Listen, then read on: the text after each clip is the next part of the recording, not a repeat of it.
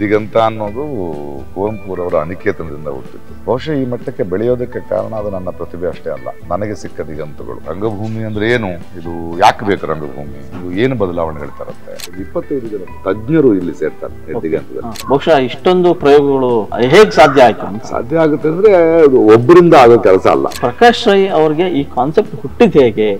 ರೆಕ್ಕೆಗಳಿಗೆ ಬಲ ಕೊಡೋದಷ್ಟೇ ನಮ್ ಕೆಲಸ. ಹಾರೋ ದಿಗಂತ ಅವರು ಸರ್ಟಿಫಿಕೇಟ್ ಕೊಡೋ ಶಾಲೆ ಅಲ್ಲ. ಒಳಗ್ ಬಂದ ತಕ್ಷಣ ಏನೋ ಇದೆ ಅಂದ್ರೆ ನನಗೆ ಸ್ವಲ್ಪ ಪ್ರಕೃತಿ ಬಹಳ ಇಷ್ಟ. ಎಸ್, ಇವತ್ತು ನಾವು ಬಂದಿರೋಂಥ ಜಾಗ ತುಂಬಾ ಅಮೂಲ್ಯವಾದಂಥದ್ದು ಮತ್ತೆ ತುಂಬಾ ಅಪರೂಪವಾದಂಥ ಸ್ಥಳ. ಸಂಕ್ಷಿಪ್ತವಾಗಿ ಹೇಳೋದಾದ್ರೆ ಇದು ಭಾರತೀಯ ಚಿತ್ರರಂಗ ಕಂಡಂಥ ಅಪರೂಪದ ನಟ ಮತ್ತು ಬಹುಭಾಷಾ ನಟ ಪ್ರಕಾಶ್ ರಾಜ್ ಅವರ ನಿರ್ದಿಗಂತ ಏನಿದೆ ಆ ಸ್ಥಳದಲ್ಲಿ ನಾವಿದ್ದೀವಿ. ಇವತ್ತು ಆ ನಿರ್ದಿಗಂತ ಏನು ರಂಗಸ್ಥಳ ಇದೆ ಅದಕ್ಕೆ ಸತತ ಒಂದು ವರ್ಷ ಯಶಸ್ವಿ ಪಯಣ ಮುಗಿಸಿದೆ. ಈಗ ಆ ಯಶಸ್ವಿ ಸಂಭ್ರಮದಲ್ಲಿರ್ತಕ್ಕಂಥ ನಿರ್ದಿಗಂತದ ಸಂಸ್ಥಾಪಕರು ನಮ್ಮ ಜೊತೆ ಇದ್ದಾರೆ, ನಟರು. ಸೊ ಇದೊಂದು ವಿಶಾಲವಾದಂಥ ಜಾಗ. ಸೊ ಈ ವಿಶಾಲವಾದ ಜಾಗದಲ್ಲಿ ಸಾಕಷ್ಟು ರಂಗ ಪ್ರತಿಭೆಗಳು ಅರಳುತ್ತಾನೆ ಇವೆ. ಇದೊಂದು ಬೇರೆ ರೀತಿಯ ಉದ್ದೇಶದಿಂದ ಮಾಡಿರ್ತಕ್ಕಂಥ ಒಂದು ರಂಗಸ್ಥಳ. ಎಸ್, ನಮ್ಮ ಜೊತೆ ಮಾತಾಡಲಿಕ್ಕೆ ಸ್ವತಃ ಪ್ರಕಾಶ್ ರಾಜ್ ಇದ್ದಾರೆ. ಬನ್ನಿ ಅವ್ರನ್ನ ಮಾತಾಡ್ಸೋಣ. ಅವರೇ ಸಂಕ್ಷಿಪ್ತವಾಗಿ ನಿರ್ದಿಗಂತ ಬಗ್ಗೆ ಒಂದಿಷ್ಟು ವ್ಯಾಖ್ಯಾನ ಮಾಡ್ತಾರೆ. ಎಸ್ ಸರ್, ನಮಸ್ಕಾರ. ನಮಸ್ಕಾರ. ಹೇಗಿದ್ದೀರಿ ಸರ್? ನಾನು ಚೆನ್ನಾಗಿದ್ದೀನಿ. ಎಸ್ ಸರ್, ನಿಮ್ಮ ಈ ನಿರ್ದಿಗಂತಕ್ಕೆ 1 ವರ್ಷ ಮುಗಿತಾ ಇದೆ ಇವತ್ತಿಗೆ, ಯಶಸ್ವಿ. ಯಾಕಂದ್ರೆ ಬಹುಶಃ ಯಾರು ಕೂಡ ಈ ತರ ಪ್ರಯೋಗಕ್ಕೆ ಕೈ ಹಾಕೋದಿಲ್ಲ. ಅಂದ್ರೆ ಹಾಕಿದ್ರು ಕೂಡ ನಿಮ್ಮ ಹುಚ್ಚುತನ ಏನೋ ಗೊತ್ತಿಲ್ಲ. ಒಂದು ಕಡೆ ಸಿನಿಮಾ, ಒಂದು ಕಡೆ ಸಾಹಿತ್ಯ, ಇನ್ನೊಂದು ಕಡೆ ಓದು ಬರಹ, ಇವೆಲ್ಲದರ ನಡುವೆ ಮತ್ತೆ ರಂಗಭೂಮಿ, ಅದನ್ನ ಉಳಿಸ್ಕೋಬೇಕು, ಬೆಳೆಸ್ಬೇಕು ಅನ್ನೋ ಈ ನಿಟ್ಟಿನಲ್ಲಿ ನಿಮ್ಮ ಪಯಣ ಸಾಗ್ತಾ ಇದೆ. ಸೊ ನಿಮ್ಮ ಕನಸು ಇದು. ಸೊ ಕನಸಿಗೆ ದೊಡ್ಡ ಚಪ್ಪಾಳೆಗಳೇ ಸಂದಿವೆ. ಎಸ್ ಸರ್, ಹೇಳಿ ಸರ್. ನಿರ್ದಿಗಂತ ಅನ್ನೋದು ಕುವೆಂಪುರವರ ಅನಿಕೇತನದಿಂದ ಹುಟ್ಟಿದ್ದು. 100 ಮತದ ಹೊಟ್ಟ ತೂರಿ ಎಲ್ಲ ತತ್ವದಲ್ಲೇ ಮೀರಿ ನಿರ್ದಿಗಂತವಾಗಿ ಏರಿ ಅಂತ ಬಹಳ ವರ್ಷಗಳಿಂದ ಯೋಚನೆ ಮಾಡ್ತಿದ್ದೆ. ರಂಗಭೂಮಿಯಿಂದ ಹೊರಟು ನಾನು ರಂಗಭೂಮಿಗೆ ಹೇಗೆ ಬರಬೇಕು ಬಂದಾಗ ಒಬ್ಬ ನಟನಾಗಿ ಬರೋದು ಅಥವಾ ಒಂದು ತಂಡ ಕಟ್ಟೋದು ಆದರೆ ಅದು ಎಲ್ಲರೂ ಮಾಡೋ ಕೆಲಸ. ಅದು ಪ್ರಸ್ತುತ ಅಲ್ಲ, ರೆಲೆವೆನ್ಸ್ ಬೇಕು. ಸೊ ನನ್ನ ಪ್ರಸ್ತುತತೆ ಏನು ಅಂದಾಗ ಬಹುಶಃ ಈ ಮಟ್ಟಕ್ಕೆ ಬೆಳೆಯೋದಕ್ಕೆ ಕಾರಣ ಅದು ನನ್ನ ಪ್ರತಿಭೆ ಅಷ್ಟೇ ಅಲ್ಲ, ನನಗೆ ಸಿಕ್ಕ ದಿಗಂತಗಳು. ಅದು ಸಾಹಿತ್ಯ ಇರ್ಬೋದು, ಅನುಭವ ಇರ್ಬೋದು, ನನ್ನ ಜೀವನದಲ್ಲಿ ಬಂದಂತಹ ದೊಡ್ಡ ದೊಡ್ಡ ಮನುಷ್ಯರು ಇರ್ಬೋದು. ಆ ಥರದ ಒಂದು ದಿಗಂತಗಳು ಮುಂದಿನ ತಲೆಮಾರಿಗೆ ಸಿಗ್ಬೇಕಲ್ವಾ. ಸೊ ರಂಗಭೂಮಿಯಲ್ಲಿ ಕೆಲಸ ಮಾಡ್ತಿರುವಂತಹ ಸಾಕಷ್ಟು ಕಡೆ ಓದ್ಕೊಂಡು ಡಿಪ್ಲೊಮಾ ಮಾಡಿರುವಂಥ ಹುಡುಗರು ಏನ್ ಮಾಡ್ತಿದ್ದಾರೆ ಅಂತ ನೋಡಿದಾಗ ಇಡೀ ಕರ್ನಾಟಕದಲ್ಲಿ ಬೇರೆ ಬೇರೆ ಜಿಲ್ಲೆಗಳಲ್ಲಿ ನಾಟಕ ಮಾಡ್ಕೊಂಡು ಕೂತಿದ್ದಾರೆ. ಅದು ರಂಗಾಯಣದಿಂದ ಹೊರಟ ಮಕ್ಕಳಿರ್ಬೋದು, ಅಥವಾ ಸಾಣೆಹಳ್ಳಿಯಿಂದ ಹೊರಟ ಮಕ್ಕಳಿರ್ಬೋದು, ನೀನಾಸಮಿಂದ ಬಂದ ಮಕ್ಕಳಿರ್ಬೋದು, ನಟನೆಯಿಂದ ಬಂದ ಮಕ್ಕಳಿರ್ಬೋದು, NST ಇಂದ ಬಂದ ಮಕ್ಕಳು. ಆದ್ರೆ ಅವ್ನ ನಂಬಿಕೆ ಇಲ್ಲ ಏನ್ ಮಾಡ್ಬೋದು ರಂಗಭೂಮಿನಲ್ಲಿ ಅನ್ನೋದು. ಅಂಥವ್ರನ್ನ ಕಲೆ ಹಾಕಿ ಶ್ರೀಪಾದ್ ಭಟ್ರಂತವ್ರು, ನಮ್ಮ ಕೃಪಾಕರ್ ಸೇನಾನಿ ಅಂತ ಬಹಳಷ್ಟು ಇದು ಒಬ್ಬನ ಕನಸಲ್ಲ, ಬಹಳ ಜನ ಸೇರಿ ಹಲವು ಮನಸ್ಸುಗಳು ಮಾಡಬೇಕು. ಸೊ ನಮಗೆ ಏನಾಗ್ತದೆ ಅಂದ್ರೆ ರಂಗಭೂಮಿಗಳಿವೆ, ರಂಗ ತಂಡಗಳಿವೆ, ಎಲ್ಲವೂ ಗೆಲ್ಲಕ್ ಬೇಕಾಗಿದ್ದೇ ಇವೆ. ನಾವು ತಯಾರಾಗ್ಬೇಕು, ಒಂದ್ ಕಡೆ ಹೋಗಿ ಪರ್ಫಾರ್ಮ್ ಮಾಡ್ಬೇಕು, ಗೆಲ್ಲಬೇಕು. ಸೋಲೋಕ್ ಸ್ಥಳ ಇಲ್ವಲ್ಲ. ಅದಕ್ಕೆ ಸೋಲೋ ಸ್ಥಳ ಹುಡ್ಕೊಂಡ್ರಿ ನೀವು. ನಾವು ಕಲ್ತಿದ್ದನ್ನ ಸರಿಯಾಗಿದೆಯಲ್ಲ ಅಂತ ತಿಳಿ ನೋಡೋದಕ್ಕೆ, ಹೊಸ ಪ್ರಯೋಗಗಳಿಗೆ, ಹೊಸ ಕನಸುಗಳಿಗೆ, ಹೊಸ ಪಾಸಿಬಿಲಿಟಿಗಳಿಗೆ ತಿಳ್ಕೋಬೇಕು. ಮತ್ತೆ ಮಕ್ಕಳಿಗೆ ಇಲ್ಲಿ ಬೇರೆ ಬೇರೆ ಕೆಲಸಗಳು ನಡೀತಾ ಇವೆ. ಅದನ್ನ ಒಂದೊಂದಾಗಿ ಹೇಳ್ತಾ ಹೋದ್ರೆ ರಂಗಭೂಮಿ ಅಂದ್ರೆ ಏನು, ಇದು ಯಾಕೆ ಬೇಕು ರಂಗಭೂಮಿ, ಇದು ಏನು ಬದಲಾವಣೆಗಳು ತರುತ್ತೆ. ಸೊ ಇದಷ್ಟು ಕೆಲಸಗಳು ಮಾಡ್ತಿದ್ವಿ, ಸಾಕಷ್ಟು ಕಾರ್ಯಾಗಾರಗಳು ಮಾಡಿದೀವಿ, ಫೆಸ್ಟಿವಲ್ಗಳು ಮಾಡಿದೀವಿ, ಶಾಲಾ ರಂಗ ಅಂತ ಒಂದು ನಡೀತಾ ಇದೆ, ರಂಗ ವಿಕಾಸ ಅಂತ ಒಂದು ನಡೀತಿದೆ. ಸೊ ಮೊದಲನಾಗ ಒಂದೊಂದಾಗಿ ಮಾಡ್ತಾ ಹೋಗ್ಬೇಕು ಅಂದ್ರೆ ಮೊದಲು ಗಾಯಗಳು ಅಂತ ಒಂದು ನಾಟಕದಿಂದ ಶುರು ಮಾಡಿದ್ವಿ. ಇಲ್ಲಿಯ ಇದರಿಂದನೇ ಶುರುವಾದ. ಅಂದ್ರೆ ಒಂದು ಡಿಸಿಷನ್ ಮಾಡಿದ್ವಿ, ನಿರ್ದಿಗಂತದಿಂದ ಏನೇ ಆದ್ರೂ ಹೊಸ ನಾಟಕಗಳು ಬರ್ಬೇಕು, ಹೊಸ ನಾಟಕಗಳು ಹುಟ್ಟಬೇಕು, ಅದಕ್ಕೆ ನಿರ್ದಿಗಂತ ಕಾರಣ ಆಗಬೇಕು. ಸೊ ಇಲ್ಲಿ ಮೊದಲು ಒಂದು 20 ಜನ ಬೇರೆ ಬೇರೆ ಊರುಗಳಿಂದ, ಬೇರೆ ಬೇರೆ ಜಿಲ್ಲೆಗಳ ಪ್ರತಿನಿಧಿಗಳಾಗಿ ಶ್ರೀಪಾದ್ ಭಟ್ರು ಬಂದು ಒಂದು ಯುದ್ಧ ಮತ್ತು ಇವತ್ತು ಮತೀಯ ಗಲಭೆ ಏನಾಗ್ತಿದೆ ಅದು ಹಿಸ್ಟ್ರಿನಲ್ಲಿ ಎಲ್ಲೆಲ್ಲಿ ನಡೆದಿದೆ ಅಂತ ಬೇರೆ ಬೇರೆ ಸ್ಕ್ರಿಪ್ಟ್ಗಳನ್ನ ತಗೊಂಡು ಒಂದು ನಾಟಕನ ಕಟ್ಟಿದ್ರು. ಅದು ಇಡೀ ಕರ್ನಾಟಕ ಟೂರ್ ಮಾಡ್ತು. ಅದಾದ್ಮೇಲೆ ಶಾಲಾ ರಂಗ ಅಂತ ಒಂದು ಶುರು ಮಾಡಿದ್ರು, ಬಹಳ ಮುಖ್ಯವಾದ ಒಂದು ಪ್ರಾಜೆಕ್ಟ್ ನಿರ್ದಿಗಂತಕ್ಕೆ. ಶಾಲಾ ಸ್ಟೂಡೆಂಟ್ ಗಳಿಗೆ ಮಾಡಿದಂತ ಅಲ್ಲ, ಶಾಲಾ ರಂಗ ಅಂದ್ರೆ ಮಕ್ಕಳಲ್ಲಿ ನಾಟಕ ಕಲಿಸೋದಲ್ಲ, ನೀವು ಇವತ್ತು ಎಜುಕೇಶನ್ ಸಿಸ್ಟಮ್ ನೋಡಿದ್ರೆ ಹ್ಮ್ ಅದು ಇನ್ಫಾರ್ಮೇಟಿವ್ ಸಿಸ್ಟಮ್ ಆಗಿದೆ. ಓಕೆ ಬರೀ ಗಣಿತ ಇದೆಲ್ಲ ಕಲಿಸ್ತೇವೆ ಹೊರತು ಯುನೆಸ್ಕೋ ಹೇಳೋ ತನಕ ಒಂದು ಸಾಮಾಜಿಕ ನ್ಯಾಯದ ಬಗ್ಗೆ, ಒಂದು ವೈಜ್ಞಾನಿಕ ಗ್ರಹಿಕೆಯ ಬಗ್ಗೆ, ಪ್ರಶ್ನಿಸುವ ಮನೋಭಾವದ ಬಗ್ಗೆ ನಮ್ಮೊಳಗೊಂದು ಆತ್ಮಸ್ಥೈರ್ಯವನ್ನು ಬೆಳೆಸುವಂತಹ ಒಂದು ಪಠ್ಯ ಇಲ್ಲ. ಕರೆಕ್ಟ್. ಹೀಗಾಗಿ ನಮ್ಮ ಬೇರೆ ಬೇರೆ ಸಾಹಿತಿಗಳ ಬೇರೆ ಬೇರೆ ಪಠ್ಯಗಳನ್ನ ಒಂದಷ್ಟು ಜನ ಡೈರೆಕ್ಟರ್ಸ್ ಇದರ ಕನಸಿನ ಕೂಸು. ಸೊ ಇದೊಂದು 13 ಜನರ ಒಂದು ತಂಡವನ್ನು ಅವರಿಗೆ ನಾವು ಫೆಲೋಶಿಪ್ ಕೊಡ್ತೀವಿ. ಇಲ್ಲೊಂದು 2 ತಿಂಗಳು ಟ್ರೈನ್ ಆಗಿ 2 ತಿಂಗಳು 5-6 ನಿರ್ದೇಶಕರುಗಳು ಒಂದು 4-5 ಗಂಟೆಗಳ ಪ್ರದರ್ಶನದ ಪಠ್ಯವನ್ನು ಮಾಡಿ, ಒಂದಷ್ಟು ಹೊಸ ಹಾಡುಗಳನ್ನ ರೆಡಿ ಮಾಡಿ, ಪ್ರತಿಯೊಂದು ಈ ವಸತಿ ಶಾಲೆಗಳಿಗೆ ಹೋಗ್ತಾ ಇದೀವಿ. ಅಂದ್ರೆ ನಾವು ಮಾರ್ಜಿನಲೈಸ್ಡ್ ಮಕ್ಕಳನ್ನ ರೀಚ್ ಆಗ್ಬೇಕು ಅಂತ ಸರ್ಕಾರದಿಂದ ಪರ್ಮಿಷನ್ ತಗೊಂಡು ಅಲ್ಲಿ ಹೋಗ್ತಾ ಆ ಮಕ್ಕಳಿಗೆ ಇಡೀ ದಿನ ಅಲ್ಲಿ ಕಳೀತಾರೆ. ಅವರು ರಂಗಾಟಗಳಿಗೆ ಕಲಿಸ್ಕೊಡ್ತಾರೆ, ಒಂದಷ್ಟು ಹಾಡುಗಳನ್ನ ಬಿಟ್ಟು ಬರ್ತಾರೆ. ಅದನ್ನು ಸುಮಾರು ಒಂದು 200 ಶೋ 1 ವರ್ಷ ಮಾಡ್ತೀವಿ. ಅದು ಶಾಲಾ ರಂಗದ ಒಂದು ಆಸ್ಪೆಕ್ಟ್. ಸುಮಾರು ಜನವರಿ ಅಷ್ಟೊತ್ತಿಗೆ ಬೇರೆ ಬೇರೆ ಅಧ್ಯಾಪಕರುಗಳು, ಪೋಷಕರು, ಪೇರೆಂಟ್ಸು, ಮಕ್ಕಳ ಪ್ರತಿಕ್ರಿಯೆ ಏನಾಯ್ತು, ಪರಿಣಾಮ ಏನ್ ಬೀರ್ತು ಅನ್ನೋದನ್ನ ಒಂದು ಡಾಕ್ಯುಮೆಂಟ್ ಮಾಡಿ, ಅದೇ ಟೈಮ್ನಲ್ಲಿ ಶಾಲಾ ರಂಗ ವಿಕಾಸ ಅಂತ ಕರ್ನಾಟಕದ 5 ಭಾಗಗಳಲ್ಲಿ 5 ವಸತಿ ಶಾಲೆಗಳನ್ನ ಡಿಸೈಡ್ ಮಾಡಿ, ಅದಕ್ಕೆ ಒಂದು 5 ಜನ ನಿರ್ದೇಶಕರನ್ನ ಇಲ್ಲಿ 1.5 ತಿಂಗಳು ಟ್ರೈನ್ ಮಾಡಿ, ಅವ್ರ 6 ತಿಂಗಳು ಆ ಶಾಲೆಗಳಲ್ಲಿದ್ದು ಬೇರೆ ಪಠ್ಯಕ್ರಮದ ಜೊತೆಗೇನೆ ಇವರು ರಂಗಭೂಮಿಯ ಪಠ್ಯಕ್ರಮವನ್ನ ಮಾಡ್ತಾ ಮಕ್ಕಳಿಗೆ ಹಾಡನ್ನು ಕಲಿಸ್ತಾ ಸುಮಾರು ಅಕ್ಟೋಬರ್ ತಿಂಗಳಲ್ಲಿ ಒಂದು ದಸರಾದ ಒಂದು ಇದನ್ನ ಕಾರ್ಯಕ್ರಮ ಮಾಡಿ, ಡಿಸೆಂಬರ್ ಹೊತ್ತಿಗೆ ಮಕ್ಕಳಿಂದ 5 ನಾಟಕಗಳು 5 ತಂಡಗಳ ಒಂದು ಫೆಸ್ಟಿವಲ್ ಮೈಸೂರಿನಲ್ಲಿ ನಡೆಯುತ್ತೆ. ಆ ಅನುಭವಗಳನ್ನ ದಾಖಲಿಸಿ ಅದರಿಂದ ನಮಗೆ ಸಿಕ್ಕಿದ್ದೇನು ಅಂತ ಇಟ್ಕೊಂಡು ಜನವರಿಯಲ್ಲಿ ಭಾರತ ದೇಶದಲ್ಲಿ ಸುಮಾರು 2-3 ದಶಕಗಳಿಂದ ಅದು MS ಸುತ್ತಿಯವರ ಮಗಳಿರ್ಬೋದು, ಅಥವಾ ಬಾಂಬೆನಲ್ಲಿ, ಹರಿಯಾಣದಲ್ಲಿ, ಕೇರಳದಲ್ಲಿ ಬಹಳ ಒಳ್ಳೆ ಮಕ್ಕಳ ರಂಗಭೂಮಿ ಕೆಲಸಗಳಿತ್ತು. ಒಂದು 25 ಜನ ತಜ್ಞರು ಇಲ್ಲಿ ಸೇರ್ತಾರೆ ನೆಟ್ಟಿಗೆ ಹಂತದಲ್ಲಿ. ಅವರು ಹೇಗೆ ಅನುಭವ, ಅವರ ಅನುಭವಗಳೇನು, ಅವ್ರಿಗೆ ಏನ್ ಬೇಕು, ಏನ್ ಮಾಡ್ತಿದ್ದಾರೆ ಅವರು, ಅವರ ಅನುಭವಗಳನ್ನು ತಗೊಂಡು ಸುಮಾರು ಮಾರ್ಚ್ ಅಷ್ಟೊತ್ತಿಗೆ ಸಂಸ್ಥೆಗಳಿಗೆ ಮತ್ತು ಸರ್ಕಾರಕ್ಕೆ ನಾವು ಇದು ಮಕ್ಕಳ ರಂಗಭೂಮಿ, ಯಾಕಂದ್ರೆ ನಮ್ಮಲ್ಲಿ ಪಠ್ಯ ಇಲ್ಲ, ಅದರ ಒಂದು ರಿಸರ್ಚ್ ಅಂದ್ರೆ ರಂಗಭೂಮಿಯ ಮೂಲಕ ಮಕ್ಕಳಿಗೆ ಪ್ರಶ್ನಿಸುವ ಮನೋಭಾವವನ್ನ, ವೈಜ್ಞಾನಿಕ ಚಿಂತನೆಯನ್ನ, ಭಾಷೆಯನ್ನ ಸ್ಪಷ್ಟವಾಗಿ ಮಾತಾಡೋದನ್ನ, ಒಂದು ಕವಿತೆಯನ್ನು ಹೆಂಗೆ ಅರ್ಥ ಮಾಡ್ತಾ ಹೋಗ್ಬೇಕು, ಸಂಬಂಧಗಳ ಬಗ್ಗೆ ಏನು ಯೋಚನೆ ಮಾಡ್ತಾ ಹೋಗ್ಬೇಕು, ಈ ತರದ ಪ್ರಜ್ಞೆಯನ್ನು ಬೆಳೆಸುವ ಒಂದು ಪಠ್ಯ ಅದು ಶಾಲಾ ರಂಗ.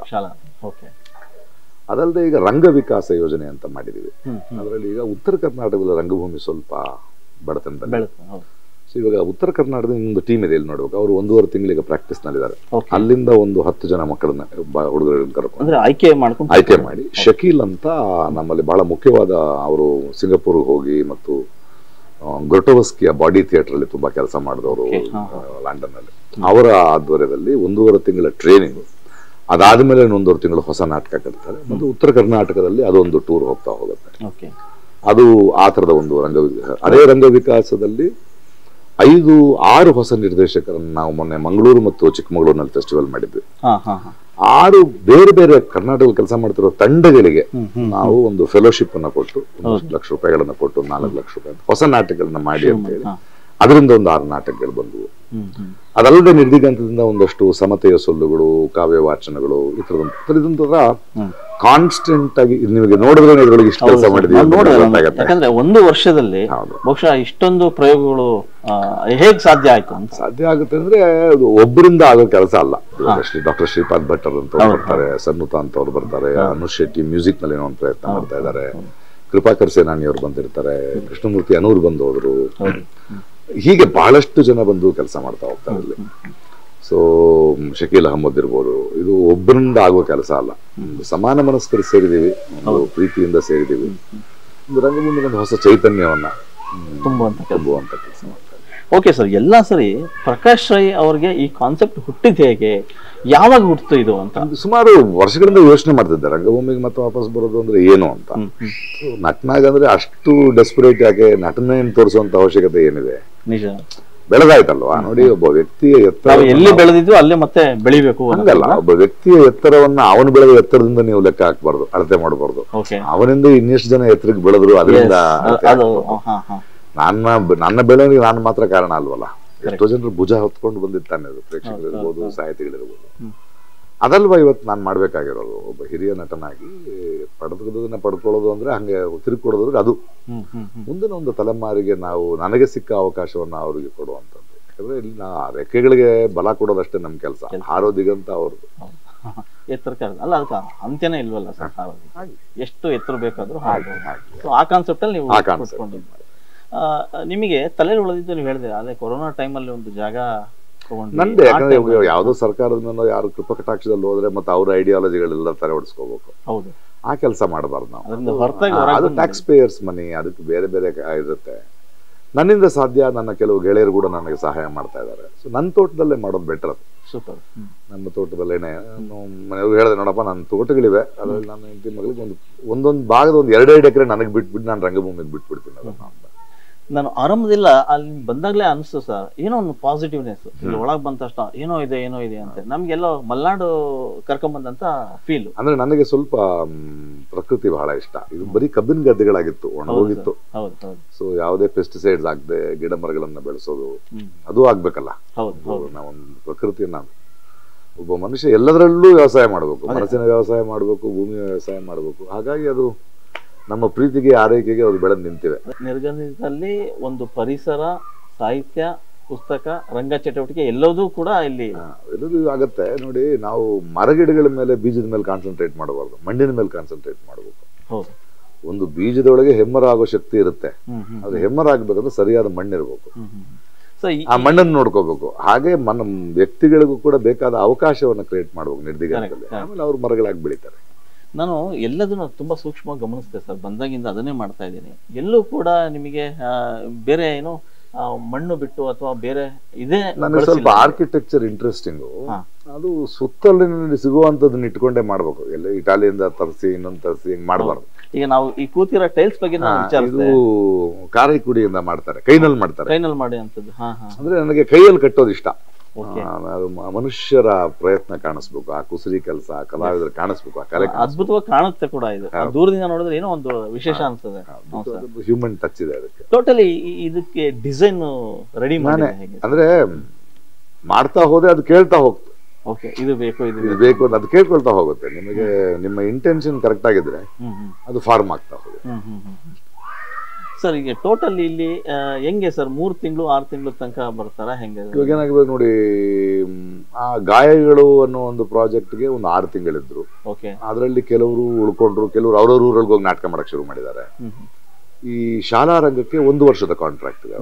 ಅಂದ್ರೆ ಈ 1 ವರ್ಷದಲ್ಲಿ ಶಾಲೆಗಳಲ್ಲಿ ಹೋಗಿ ಮಾಡೋದು ಅಷ್ಟೇ ಅಲ್ಲ, 13 ಜನರು ಈ 1 ವರ್ಷ ಮುಗಿಯುವಷ್ಟೊತ್ತಿಗೆ ನಾವು ಮಕ್ಕಳ ಶಾಲೆಗಳಿಗೆ ಏನ್ ಮಾಡ್ತಿದ್ವಿ, ಇವರಲ್ಲೂ ಬೆಳವಣಿಗೆ ಆಗಿದೆ. ಅಂದ್ರೆ ಇವ್ರು ಇವಾಗ ನಿಮಗೆ they can go anywhere and become good theatre teachers. ಒಂದು ಪ್ರಾಕ್ಟಿಕಲ್ ಅನುಭವ ಸಿಗ್ತಾ ಹೋಗುತ್ತೆ. ಸೊ ಈ 2 ಕಡೆನೂ ಬೆಳವಣಿಗೆ ಆಗ್ತಾ ಹೋಗುತ್ತೆ. ರಂಗ ವಿಕಾಸದ ಹುಡುಗರು ಬೇರೆ ಇದ್ದಾರೆ, ಥಿಯೇಟರ್ನ ಹುಡುಗರು. ಸೊ ಇವ್ರು ಆಮೇಲೆ ಬೇರೆ ಬೇರೆ ಫಾರ್ಮ್ಯಾಟ್ ನಲ್ಲಿ ಬರ್ತಾ ಹೋಗ್ತಾರೆ, ಅವ್ರವ್ರ ಊರುಗಳಿಗೆ ಹೋಗ್ತಾ ಹೋಗ್ತಾರೆ. ಬಹುಶಃ ಹೀಗೆ 1 ವರ್ಷದಲ್ಲಿ ಇವಾಗ ಒಂದು 100 ಜನ ಇದರಲ್ಲಿ ಕೆಲಸ ಮಾಡ್ತಿದ್ರೆ, ಇನ್ನೊಂದು 2-3 ವರ್ಷದಲ್ಲಿ ಒಂದು 1000 ಜನ ಆಗ್ಬೋದು ಇಡೀ ಕರ್ನಾಟಕ. ನಿಮ್ಗೆ ಬೆಳೆಯೋದು ಒಂದು 5 ವರ್ಷ ಆದ್ಮೇಲೆ ಗೊತ್ತಾಗುತ್ತೆ. ನನಗೊಂದು 10 ವರ್ಷದ ಕನಸಿದೆ. 10 ವರ್ಷ ಸಸ್ಟೈನ್ ಆದ್ರೆ ಆಮೇಲೆ ಅಂದ್ರೆ ಆಲ್ಮೋಸ್ಟ್ 100% ಕೆಲಸ ಆಗ್ಬೇಕು. ನಿರ್ದಿಗಂತ ಮಾಡ್ತಿರೋದು 1% ಅಷ್ಟೇ. ಇಲ್ಲ, ನೀವು ನಿರ್ದಿಗಂತ ಶುರು ಮಾಡಿ 1 ವರ್ಷ ಆಯ್ತು, ಆದ್ರೆ ನಿಮ್ಮ ಕನಸು 10 ವರ್ಷಕ್ಕೆ ಬೇರೆ ಏನೋ ಆಗ್ಬೇಕು. ಆದ್ರೆ ಆಲ್ರೆಡಿ 10 ವರ್ಷಕ್ಕೆ ರಾಜ್ಯಾದ್ಯಂತ ಸುತ್ತುವರೆದಿದ್ದೀರಿ. ಸುತ್ತುವರಿ ಹೋಗ್ತಾ ಇದೆ. ಮಂಗಳೂರಿನಲ್ಲಿರುವ ರಂಗಭೂಮಿಯವರೆಲ್ಲ ಬರಕ್ ಶುರು ಮಾಡಿದ್ರು, ಅಲ್ಲಿಯ ತಂಡಗಳು, ಚಿಕ್ಕಮಗಳೂರಿನ ಸುತ್ತಮುತ್ತಲಿನ ತಂಡಗಳು ಈಗ ಬಹಳ ಜನ ಬರಕ್ ಶುರು ಆಗಿದೆ. ಇದರಿಂದ ಇನ್ಸ್ಪೈರ್ ಆಗ್ತಾ ಇದ್ದಾರೆ. ನೀವು ಬಹಳ ದೊಡ್ಡ ದೊಡ್ಡ ನಿಮ್ಮಲ್ಲಿರುವ ಹುಡುಗರು ನಮಗ್ ಕಳಿಸಿ. ಸೊ ಬರೀ ನಾವು ಬೆಳೆಯೋದಲ್ಲ, ಬಹಳಷ್ಟು ಜನಗಳಿಗೆ ಏನಾಗಿದೆ, ನೀನಾಸಂ ಕಾನ್ಸೆಪ್ಟ್ ಅಥವಾ ರಂಗಾಯಣ ಅಥವಾ ಅದಕ್ಕಿಂತ ವಿಭಿನ್ನವಾಗಿರೋ ಅಲ್ಲಿ ಸಂಬಳ, ಅಲ್ಲಿ ದುಡ್ಡು ಕೊಟ್ಟು ಹೋಗಿ ಕಲಿಬೇಕು. ಇದು ಶಾಲೆ ಅಲ್ಲ, ಇದು ಕರೆಕ್ಟ್. ಕಲ್ತಿರೋರು ಬಂದು ಇಲ್ಲಿ ಕಲಿತಾ ಹೋಗ್ತಾರೆ. ಬೇರೆ ಏನೋ ಕೆಲಸ ಇದು. ಇದು ಒಂದು ಸರ್ಟಿಫಿಕೇಟ್ ಕೊಡೋ ಶಾಲೆ ಅಲ್ಲ, ಆತರ ದುಡಿಬೇಕಾಗಿಲ್ಲ ನನಗೆ. ಕಮರ್ಷಿಯಲ್ ಆಸ್ಪೆಕ್ಟ್ ಇಲ್ಲ ನಿಮಗೆ ಬೇಕಾಗಿಲ್ಲ, ಅದಾಗಲ್ಲ. ಅದು ಅಲ್ಲೆಲ್ಲ ದುಡ್ಡು ಕಟ್ಬೇಕು, ಹೋಗ್ಬೇಕು, ಹಾಸ್ಟೆಲ್ ಮಾಡ್ಕೋಬೇಕು, ಹಂಗಲ್ಲ. ಇಲ್ಲಿ ಪ್ರತಿಭೆ ಇರೋರು ಮಾತ್ರ ಬರಕ್ ಸಾಧ್ಯ ಇಲ್ಲಿ ಒಳಗಡೆ. ಆ ಥರದ ಕನಸಿರೋರು, ನಾನು ಇದನ್ನೇ ಬಿಟ್ಕೊಂಡು ಒಂದು ಜೀವನಕ್ಕೆ ಒಂದು ಪರ್ಯಂತ ಮಾಡ್ತೀನಿ ಅನ್ನೋರಿಗೆ ಇದು ಸರಿ ಅನಿಸ್ತಾರೆ. ಸೊ ಇಲ್ಲೊಂದು ಟೀಮ್ ಸೆಟಪ್ ಮಾಡಿದೀರಾ ಆಲ್ರೆಡಿ? ಟೀಮ್ ಅಂದ್ರೆ ಬರ್ತಾರೆ, ರೆಡಿ ಆಗ್ತಾ ಹೋಗ್ತಾ ಇರ್ತಾರೆ, ಅವರೇ ಬರ್ತಾ ಇರ್ತಾರೆ, ಹೋಗ್ತಾ ಇರ್ತಾರೆ. ಅಲ್ಲ, ಇದನ್ನ ಪ್ರತ್ಯೇಕವಾಗಿ ನೋಡ್ಕೊಳ್ಳೋದಕ್ಕೆ ಒಂದು ತಂಡ ಅನ್ನೋದು ಇರುತ್ತಲ್ಲ, ನಾವಿದೀವಿ ಇವಾಗ. ಆಸ್ ಇವಾಗ ಶ್ರೀಪಾದ್ ಭಟ್ರು ಈಸ್ ವರ್ಕಿಂಗ್ ಆನ್ ದಿಸ್, ಅವರು ನಿರ್ದೇಶಕರಾಗಿದ್ದಾರೆ. ಮ್ಯೂಸಿಕ್ ಡಿಪಾರ್ಟ್ಮೆಂಟ್ಗೆ ನಮ್ಮ ಅನುಷ್ ಶೆಟ್ಟಿ ಇದ್ದಾರೆ, ಮುನ್ನಾ ಇದ್ದಾರೆ, ಸನ್ನುತಾ ಇದ್ದಾರೆ. ಯಾವುದೇ ಇದಿಲ್ಲದೆ ದೂರದಿಂದ ಬಂದು ಮಕ್ಕಳು ಪರಿಸರ ರಂಗಭೂಮಿ ಇದನ್ನ ನೋಡ್ಕೊಳ್ಳೋದಕ್ಕೆ ಕೃಪಾಕರ್ ಸೇನನ್ ಅಂತವ್ರು ಬಂದು ಹೋಗ್ತಿದ್ದಾರೆ, ದೇವನೂರು ಮಾದೇವ ಬಂದು ಹೋಗ್ತಾರೆ, ಜಯಂತ್ ಕಾಯ್ಕಿಣಿ ಬಂದು ಹೋಗ್ತಾನೆ, ಜೋಗಿ ಅವರು ಬಂದು ಹೋಗ್ತಾರೆ, ನಾನ್ ಬಂದು ಪಾಠ ಮಾಡ್ತಿರ್ತೀನಿ, ಹೋಗ್ತಿರ್ತೀನಿ. ಇಲ್ಲಿ ಹಳ್ಳಿಯಲ್ಲಿರುವ ಕೆಲವರು ಅದರಲ್ಲಿ ಒಬ್ರು ಅಡಿಗೆಯವರೆಲ್ಲ ಅಡಿಗೆ ಮಾಡ್ತಾ ಇದ್ದಾರೆ. ಇಲ್ಲಿ ಹಳ್ಳಿ ಪಕ್ಕದಲ್ಲಿರೋರಿಗೆಲ್ಲ ಇಲ್ಲಿ ಕೆಲಸ ಸಿಕ್ಕಿದೆ. ಅದು ಇಂಪಾರ್ಟೆಂಟ್, ಅದು ತುಂಬಾ ಇಂಪಾರ್ಟೆಂಟ್. ಉದ್ಯೋಗ ಸೃಷ್ಟಿನೂ ಕೂಡ ಆಗಿದೆ, ಆಗ್ಬೇಕು. ನಿಮ್ಮ ಕನಸು ಕೂಡ ಸಾಕಾಗ್ತಾ ಇದೆ. ಊರಿನವರೆಲ್ಲ ಬಂದು ನಾಟಕ ನೋಡ್ತಾರೆ, ಇಲ್ಲಿಯ ಶಾಲಾ ಮಕ್ಕಳು ಬಂದು ನಾಟಕ ನೋಡ್ತಾರೆ, ಇಲ್ಲೋಗಿ ಅವ್ರಿಗೆ ಪಾಠ ಮಾಡ್ತೀವಿ. So it is a society which is growing. ಎಲ್ಲ ಒಂದ್ ಕಡೆ ಪ್ರಕಾಶ್ ರೈ ಅವರ ತುಂಬಾ ಪ್ರೀತಿ ತವರೂರು, ಸಾಂಸ್ಕೃತಿಕ ನಗರಿ ಮೈಸೂರು, ಅಲ್ಲೇನಾದ್ರೂ ಮಾಡ್ಬೋದಾ ಅನ್ನೋ ತರದ ಕಾನ್ಸೆಪ್ಟ್ ಇತ್ತು. ಅಲ್ಲಿಂದ ಹೊರಗೆ ಬರ್ತೀರಾ ನೀವು? ಅಂದ್ರೆ ಬೆಂಗಳೂರಿನ ಪಟ್ಟಣಗಳಿಗೆ ಹೋಗ್ಬಾರ್ದು. ಇವಾಗ ನೋಡಿ, ಕರ್ನಾಟಕದಲ್ಲಿ ಏನಾಗುತ್ತೆ, ನೀವು ಸಿನಿಮಾ ರಂಗದಲ್ಲಿ ತಗೊಂಡಾಗೇನೆ ನಿಮ್ಗೆ ದಕ್ಷಿಣ ಕನ್ನಡದವರು, ಉತ್ತರ ಕನ್ನಡದವರು ಬರೀ ಕಮಿಡಿಯನ್ಸ್ ಆಗಿದ್ರು. ಈಗ ಅಲ್ಲಿಂದ ಒಂದಷ್ಟು ನಿರ್ದೇಶಕರು ಕಥೆಗಳ ಬರಕ್ ಶುರು ಆಯ್ತದಲ್ಲ. ಇದು ಬರೀ ಒಂದು ಸಿಟಿ ಸೆಂಟ್ರಲ್ ಆಗ್ಬಾರ್ದು. ಇದು ಕರ್ನಾಟಕದ ಬೇರೆ ಬೇರೆ ಜಿಲ್ಲೆಗಳಿಂದ ಬರೋ ಮಕ್ಕಳಲ್ಲೂ ಪ್ರತಿಭೆಗಳಿದೆ ಅಂತ ಆಗ್ಬೇಕು. ಅದೊಂದು ಕಾವುಗೂಡು ಆಗ್ಬೇಕು. ಇದು ಅದು ಸಿಟಿಯೊಳಗಾದ್ರೆ ಆಗಲ್ಲ. ಕರೆಕ್ಟ್. ಒಂದು ಏಕಾಂತ ಬೇಕಾಗತ್ತೆ, ಒಂದು ಪ್ರಶಾಂತತೆ ಬೇಕಾಗತ್ತೆ. ಈ ಕಾವುಗೂಡಿನ ಮತ್ತೆ ಬೇರೆ ದೇಶಗಳು ಏನ್ ಸರ್? ಈಗ ನಿಮ್ಗೆ 1 ವರ್ಷ ಯಶಸ್ವಿ ಆಯ್ತು, ಯಶಸ್ವಿ ನಂತರ ಇನ್ನೂ ಒಂದಿಷ್ಟು ಮಜಲುಗಳಿರುತ್ತೆ. ನೋಡಿ, ಇವಾಗ ಈ 1 ವರ್ಷಗಳದಷ್ಟಲ್ಲದೆ ಇವಾಗ ನಮಗೆ ರೀಸೆಂಟ್ ಆಗಿ ಇಲ್ಲೊಂದು ವರ್ಕ್ಶಾಪ್ ನಡೀತು. ಆಡಾ ಅಂತ ರಷ್ಯಾದಿಂದ, ಸೋಫಿಯಾ ಅಂತ ಜರ್ಮನಿಯಿಂದ, ಫಿನ್ಲೆಂಡ್ ಇಂದ, ನೈಜೀರಿಯಾ, ಪ್ರಪಂಚದಲ್ಲಿ ರಂಗಭೂಮಿ ಏನ್ ನಡೀತಾ ಇದೆ. ಅಲ್ಲೊಂದು ಡಾಕ್ಯುಮೆಂಟರಿ ಥಿಯೇಟರ್ ಅಂತ ಒಂದು ನಡೀತಾ ಇದೆ. ಬೇರೆ ಬೇರೆ ಇಲ್ಲಿಯ ಯಂಗ್ಸ್ಟರ್ಸ್ ಗಳಿಗೆ ಆ ಎಕ್ಸ್ಪೋಜರ್ ಇಲ್ಲ. ಅದು ಅವ್ರು ಬಂದು ಅವ್ರು ನಿರ್ದಿಷ್ಟ ನಮ್ಗೊಂದು ವಾರ ಕೊಡ್ತೀರಾ ಇಲ್ಲಿ, ನಾವೊಂದೇನೋ ವರ್ಕ್ಶಾಪ್ ಮಾಡ್ಕೋಬೇಕು ಅಂತ. ಸರಿ, ನಾವು ಕೊಡ್ತೀವಿ, ನಾವು ಬಾಡಿಗೆ ಕೊಡಲ್ಲ, ಬಟ್ ನೀವು ನಮ್ಮ ಮಕ್ಕಳಿಗೆ ಏನ್ ಕಲಿಸ್ಕೊಡ್ತೀವಿ. ಇವಾಗ ಹರಿಯಾಣ ಇಂದ ಒಂದು ಇಂಪಾರ್ಟೆಂಟ್ ಸವಿತಾ ರಾಣಿ ಅಂತ ಒಬ್ರು ಬಂದಿದ್ದಾರೆ. She is very famous for one women shows. Jyoti Dogra ಅಂತ ಒಬ್ರು, ಈಗ ನಿಮಗೆ ಸೆಪ್ಟೆಂಬರ್ ಅಕ್ಟೋಬರ್ನಲ್ಲಿ 1 ತಿಂಗಳ ಕಾಲ ಭಾರತ ದೇಶದ ಬೇರೆ ಬೇರೆ 8 ಜನ ನಟರು ಬಂದು ಇಲ್ಲಿ 1 ತಿಂಗಳಿಗೆ ಪ್ರಾಕ್ಟೀಸ್ ಮಾಡ್ತಾ ಇದ್ದಾರೆ. ಅವ್ರಿಗೆ ಈ ಸ್ಪೇಸ್ ಅನ್ನ ಕೊಡ್ತಾ ಆಗಸ್ಟ್ ನಲ್ಲಿ 6 ದಿನದ ಒಂದು 10 ಇಂಪಾರ್ಟೆಂಟ್ ಆಕ್ಟರ್ಸ್, ರಂಗಭೂಮಿ ಆಕ್ಟರ್ಸ್ ಗಳನ್ನ ಕರೆಸಿ ಅವ್ರಿಗೊಂದು ವರ್ಕ್ಶಾಪ್ ಮಾಡ್ತಾ ಇದೀವಿ. ಅಂದ್ರೆ ಒಬ್ಬ ನಟನೆ ಅವನ ಜೀವನದ ಒಂದು ಕಥೆಯನ್ನ ಬರೀದು ಆಕ್ಟ್ ಮಾಡಿ ಪರ್ಫಾರ್ಮ್ ಮಾಡ್ಬೋದು, ಅದೇ ಮಾಡ್ಬೋದು. ಆ ತರದ ಒಂದು ಪ್ರಕ್ರಿಯೆ ನಡೀತಾ ಇದೆ. ಈ ತರ ಏನೇನೋ ಹಮ್ಕೊಳ್ತಾ ನಡೀತಾ ಹೋಗ್ತಾ ಇರ್ತೀವಿ.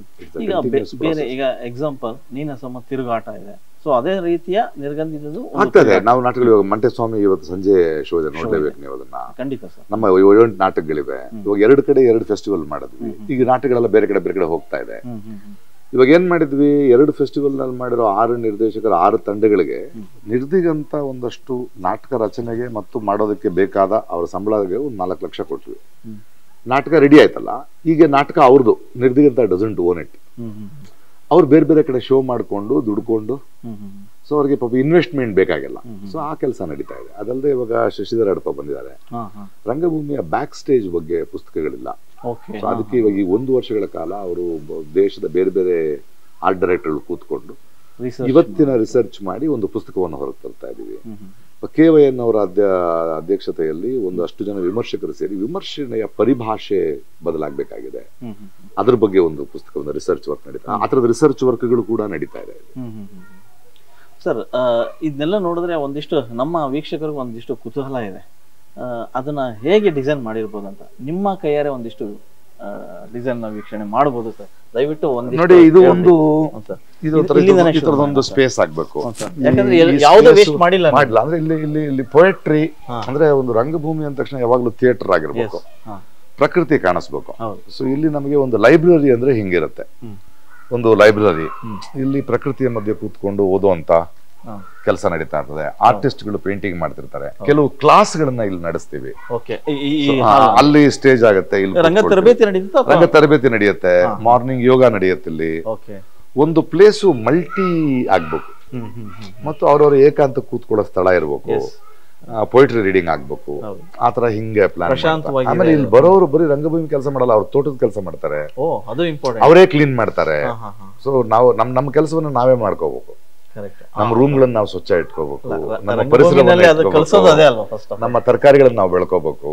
ಸೊ ಬೆಳಿಗ್ಗೆ 6-6:30 ಹೇಳ್ತಾರೆ, 1-2 ಗಂಟೆ ಶ್ರಮದಾನ ಮಾಡ್ತಾರೆ, ತಿಂಡಿ ತಿಂತಾರೆ, ರಿಹರ್ಸಲ್ಸ್ ಮಾಡ್ತಾರೆ, ಮಧ್ಯಾಹ್ನ ನಿದ್ದೆ ಮಾಡ್ತಾರೆ, 4 ಗಂಟೆಗೆ ಹೇಳ್ತಾರೆ, ಬೇರೊಂದಷ್ಟು ಕೆಲಸ ಮಾಡ್ತಾರೆ, ಮತ್ತೆ ಪ್ರಾಕ್ಟೀಸ್ ಮಾಡ್ತಾ ಹೋಗ್ತಾರೆ.